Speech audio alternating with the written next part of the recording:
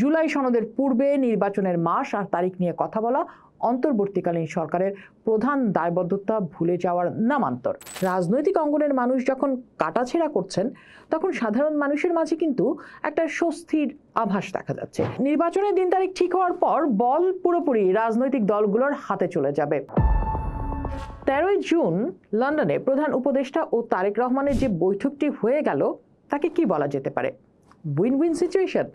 কারণ এই বৈঠকে কে জিতলো আর কে হারলো এই হিসেব নিয়ে রাজনৈতিক অঙ্গনের মানুষ যখন কাটাছেঁড়া করছেন, তখন সাধারণ মানুষের মাঝে কিন্তু একটা স্বস্তির আভাস দেখা যাচ্ছে যে নির্বাচন নিয়ে সরকার এবং বাংলাদেশের প্রধান রাজনৈতিক দল বিএনপি যেভাবে শক্ত অবস্থানে দাঁড়িয়ে গিয়েছিল, দেশের রাজনৈতিক পরিবেশ অস্থিতিশীল হওয়ার যে আশঙ্কা দেখা গিয়েছিল, সেখানে একটা বোধহয় হ্রাস টানা গেল।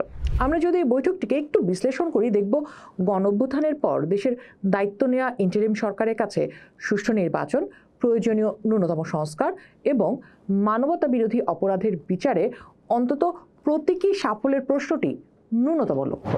তাই তারা নির্বাচনের ক্ষেত্রে এপ্রিল থেকে সরে এসে ফেব্রুয়ারিতে মত দিয়েছেন। বিপরীতে বিএনপির ভারপ্রাপ্ত চেয়ারম্যান তারেক রহমানও ন্যূনতম সংস্কার এবং বিচারের জন্য সময়ের প্রয়োজনীয়তা স্বীকার করে নিয়েছেন। তাতে তার দৃষ্টিভঙ্গিতে বাস্তববাদিতার প্রতিফলন ঘটেছে। এগুলো সম্পন্ন করার জন্য কোনোভাবেই বাড়তি সময় দেওয়া যাবে না, এমন কোনো অনমনীয় অবস্থান কিন্তু তিনি নেননি। প্রায় 1 ঘন্টা 20 মিনিটের বৈঠকে বড় সময়টাই দুজনে একান্তে আলাপ করেছেন এবং নির্বাচনের সময় নিয়ে একটি সন্তোষজনক জায়গায় একমত হয়েছেন। যদিও এখানেই আরেকটি প্রশ্ন কিছু কিছু রাজনৈতিক বিশ্লেষক তুলছেন। যেমন গণমাধ্যম সংস্কার কমিশনের প্রধান কামাল আহমেদ তার এক লেখায় বলেছেন, 1.5 ঘন্টার আলোচনায় কি কেবল নির্বাচন প্রসঙ্গ নিয়েই আলোচনা হয়েছে? নিশ্চয়ই না।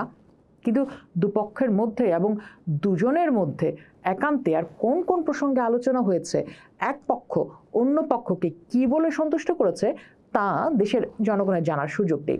জনাব কামাল বলছেন, লক্ষণীয় বিষয় হচ্ছে দ্বিপাক্ষিক আলোচনায় সরকার পক্ষে জাতীয় নিরাপত্তা উপদেষ্টা ও হাই রিপ্রেজেন্টেটিভ খলিলুর রহমানের উপস্থিতি। বিএনপি কিন্তু তার পদত্যাগ দাবি করেছিল এবং বিএনপি স্থানীয় সরকার উপদেষ্টা আসিফ মাহমুদ সজীব ভুঁইয়ারও পদত্যাগ দাবি করেছিল। এরপর আমরা দেখেছি প্রধান উপদেষ্টা অধ্যাপক ইউনূস আসিফ মাহমুদকে পাশে বসিয়ে যমুনায় বিএনপির সাথে আনুষ্ঠানিক বৈঠক করেছিলেন। দুটি বিষয়ই বেশ লক্ষণীয়। নির্বাচনের প্রসঙ্গটি বর্তমান পরিস্থিতিতে গুরুত্বপূর্ণ বটে, কিন্তু চট্টগ্রাম বন্দর, রাখাইনে করিডোর সহ দেশ ও জনগণের স্বার্থ সংশ্লিষ্ট অন্যান্য প্রসঙ্গ এড়িয়ে গিয়ে শুধু নির্বাচনের সময়কাল সহ অন্যান্য অপ্রকাশিত বিষয়ে দুপক্ষের মধ্যে ফয়সলা হলে জনগণের উচ্ছ্বসিত হওয়ার কোনো কারণ নেই। যদিও আমরা যদি বলি যে এই মুহূর্তে বাংলাদেশের রাজনৈতিক অঙ্গনে এক ধরনের স্বস্তি বিরাজ করছে, কিন্তু প্রশ্ন হচ্ছে এই স্বস্তিটি আসলে কতদিনের জন্য আসলো? রাজনৈতিক দলগুলোর কাছে এই মুহূর্তে নির্বাচন মুখ্য হলেও একটি রাজনৈতিক দল মনে করে আগে হোক সংস্কার, জুলাই হত্যার বিচার।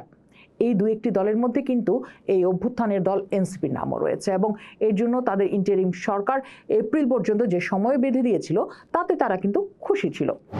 এখন তাহলে নতুন যে সময় প্রায় ধার্য হলো, সেই সময়ের মধ্যে কি এই সরকারের প্রধান যে লক্ষ্য ন্যূনতম সংস্কার এবং বিচার কাজ, তা কি সমাপ্ত করা সম্ভব হবে? অন্যান্য রাজনৈতিক দলগুলো কি কোনো উচ্চবাচ্য ছাড়া অন্তর্বর্তী সরকারের যে প্রধান লক্ষ্য তার দুটিকে মাঝপথে ছেড়ে দিতে রাজি হবে? কারণ আমরা দেখছি এনসিপির দক্ষিণাঞ্চলের মুখ্য সংগঠক হাসনাত আবদুল্লাহ এরই মধ্যে তার ফেসবুক স্ট্যাটাসে বলেছেন, হতাশার বিষয় বৈঠকে নির্বাচনের মাস ও তারিখ যেভাবে গুরুত্ব পেয়েছে, অভ্যুত্থান পরবর্তী বাংলাদেশের অন্যতম গুরুত্বপূর্ণ আকাঙ্ক্ষা বিচার ও সংস্কার সেভাবে প্রাধান্য পায়নি। এই সরকার শুধুমাত্র নির্বাচন দেওয়ার জন্য তত্ত্বাবধায়ক সরকারের কোনো রূপ নয়, বরং একটি অভ্যুত্থানের উপর দাঁড়িয়ে, দেশের মানুষের অসংখ্য ত্যাগের উপর দাঁড়িয়ে, জনগণের আশা আকাঙ্ক্ষার কাছে দায়বদ্ধ একটি অন্তর্বর্তীকালীন সরকার। জুলাই সনদের পূর্বে নির্বাচনের মাস আর তারিখ নিয়ে কথা বলা অন্তর্বর্তীকালীন সরকারের প্রধান দায়বদ্ধতা ভুলে যাওয়ার নামান্তর। সনদ রচনার পরেই নির্বাচন বিষয়ক আলোচনা চূড়ান্ত হওয়া উচিত। এছাড়াও সারা দেশে চাঁদাবাজি ও অনিয়মের বিষয়ে তিনি বলেছেন, দেশের স্থানীয় পর্যায়ে এরই মধ্যে চাঁদাবাজি, দখলদারিত্ব, প্রশাসনকে প্রভাবিত করা, পেশি শক্তির প্রদর্শন সহ ক্ষমতার অপব্যবহারের নানা দৃষ্টান্ত প্রতিনিয়ত দৃশ্যমান হচ্ছে। এই অবস্থায় অন্তর্বর্তীকালীন সরকারের অন্যতম বড় চ্যালেঞ্জ নির্বাচনের জন্য লেভেল প্লেইং ফিল্ড তৈরি করা, যেটা নির্বাচনের অন্যতম আরেকটি পূর্বশর্ত। হাসনাত বলছেন, নির্বাচনের মাস এপ্রিল কিংবা ফেব্রুয়ারি যেটাই হোক না কেন, তার চেয়ে মুখ্য বিষয় হচ্ছে নির্বাচনের পূর্বে জুলাই সনদ দৃশ্যমান বিচার এবং মৌলিক সংস্কারগুলো হচ্ছে কিনা। আর এই বিষয়গুলোকে মাথায় রেখে রাজনৈতিক বিশ্লেষকরা বলছেন, সরকার প্রধান ও বিএনপির ভারপ্রাপ্ত চেয়ারম্যানের যৌথ বিবৃতির পর নির্বাচনের দিনক্ষণ সংক্রান্ত সমস্যা হয়তো কেটে যাবে, কিন্তু নির্বাচনের পরিবেশটি তৈরি করা সহজ হবে না। কবি ও লেখক সোহরাব হাসান তার এক কলামে বলেছেন, সাম্প্রতিককালে দেখা গেছে কোথাও কোথাও সংঘাত হলেই সেনা সদস্যদের হস্তক্ষেপ করতে হয়। পটুয়াখালীর গলাচিপা উপজেলার পাতাবুনিয়া বটতলা বাজারে গণ অধিকার পরিষদের সভাপতি নুরুল হক ও বিএনপির জাতীয় নির্বাহী কমিটির সদস্য হাসান মামুনের মধ্যকার যে ঘটনাটি ঘটেছে কিছুদিন আগে, সেই ঘটনা উল্লেখ করে তিনি বলেন, রাজনৈতিক কার্যক্রম চালানো সবার অধিকার রয়েছে। তাহলে কেন এক দলের প্রতি আরেক দলের উস্কানিমূলক বক্তব্যের ধোঁয়া তুলে বিশৃঙ্খলা চালাতে হবে এবং সেখানে সেনাবাহিনীর উপস্থিতি জরুরি হয়ে পড়বে? তিনি প্রশ্ন রাখেন, কেউ উস্কানিমূলক বক্তব্য দিলেই তাকে মারধর করতে হবে, অবরুদ্ধ করতে হবে?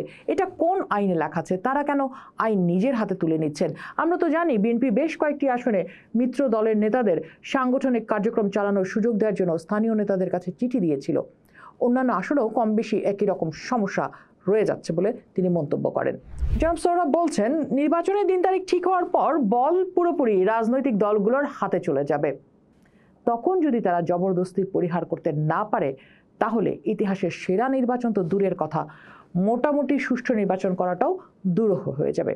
সুষ্ঠু নির্বাচনের প্রসঙ্গটি টেনে অন্যান্য বিশেষজ্ঞরা বলছেন, এই বৈঠকটি বিএনপির সঙ্গে দূরত্ব ঘোচানোর কারণে অন্য কারো সঙ্গে যেন তৈরি না হয়, সেটাও কিন্তু অন্তর্বর্তী সরকারের জন্য একটি চ্যালেঞ্জ তৈরি করতে পারে।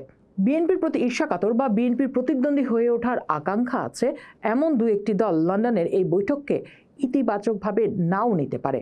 নির্বাচনের সময় প্রশ্নে ছাড় দিয়ে বড় দলের প্রতি আনুকূল্য দেওয়া হলো কিনা, এমন প্রশ্ন যে কোনো সময় যে কোনো রাজনৈতিক দল তুলতেই পারে। যেমন এরই মধ্যে লন্ডন বৈঠক নিয়ে প্রশ্ন তুলেছে বাংলাদেশ জামায়াতে ইসলাম। বলছে, একটি রাজনৈতিক দলের সঙ্গে বৈঠক শেষে বিদেশের যৌথ সংবাদ সম্মেলন ও বৈঠকের বিষয় সম্পর্কে যৌথ প্রেস ব্রিফিং নৈতিকভাবে কিছুতেই যথার্থ নয়। যৌথ বিবৃতি দেয়া দেশের রাজনৈতিক সংস্কৃতির ব্যত্যয়। এর মাধ্যমে প্রধান উপদেষ্টা একটি দলের প্রতি বিশেষ অনুরাগ প্রকাশ করেছেন, যা তার নিরপেক্ষতা ক্ষুণ্ণ করছে। পোস্ট দেখুন, ভাবুন, করুন, পোস্টের সাথেই থাকুন।